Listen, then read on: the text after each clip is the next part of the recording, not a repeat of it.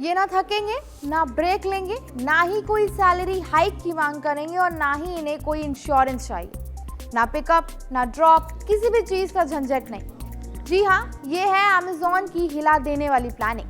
5 लाख नौकरियों की जगह ले सकते हैं रोबोट। 65% ऑटोमेशन का है प्लान। क्या आपने कभी सोचा है कि ऑनलाइन ऑर्डर करने के बाद आपका पैकेट आप तक पहुंचता कैसे है? कभी अंदाजा लगाया है कि अमेज़न के बड़े बड़े वेयरहाउस में इंसानों के साथ साथ अब रोबोट्स की भी फौज काम कर रही है। लेकिन अब एक ऐसी खबर सामने आई है जिसने पूरे टेक वर्ल्ड में हलचल मचा दी है।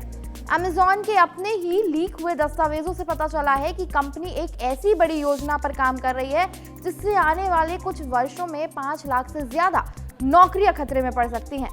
क्या अमेज़न सच में इंसानी कर्मचारियों को बाहर का रास्ता दिखा रहा है? और अगर हाँ, तो इसके पीछे कंपनी का क्या तर्क है? तो आइए आज इसी पर गहराई से चर्चा करते हैं। ये सारा मामला न्यूयॉर्क टाइम्स की एक एक्सक्लूसिव रिपोर्ट के बाद गरमाया है।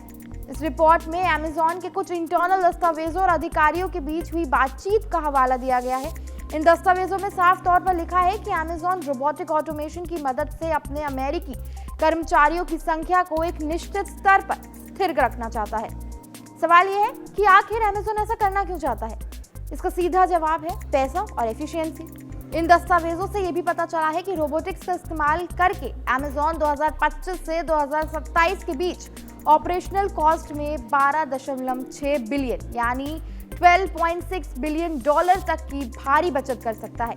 सोचिए, रोबोट्स ना थकते हैं, ना ही उन्हें सैलरी हाइक चाहिए, ना वो ब्रेक लेते हैं और ना ही कोई इंश्योरेंस चाहिए। एक और दिलचस्प बात जो इन दस्तावेजों में सामने आई है वो ये है कि कंपनी की टर्मिनोलॉजी। अमेज़न जानता है कि अगर वो सार्वजनिक रूप से कहेगा कि हम ऑटोमेशन से नौकरियां खत्म कर रहे हैं तो उसे जन आक्रोश का सामना करना पड़ेगा। इसलिए कंपनी ने ऑटोमेशन या एआई जैसे भारी शब्दों से बचने का फैसला लिया है।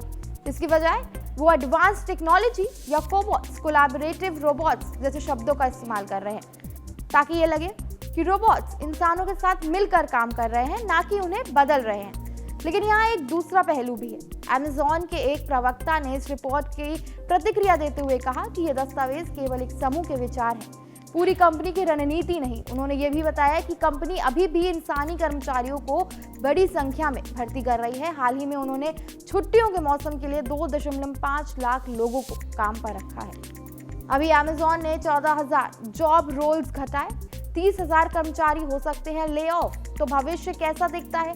ये स्पष्ट है कि अमेज़न जैसी बड़ी कंपनियां दक्षता और लागत बचत के लिए ऑटोमेशन को तेजी से अपना रही हैं। इससे कुछ नौकरियां खत्म होंगी, लेकिन शायद नई तरह की नौकरियां जैसे रोबोट्स मेंटेनेंस, डेटा एनालिस्ट की भूमिका पैदा हो सकती है। ये मामला एक बड़ी बहस छेड़ता है कि क्या टेक्नोलॉजी इंसानी नौकरियों के लिए बड़ा खतरा बन सकती है या फिर एक अवसर बन सकती है।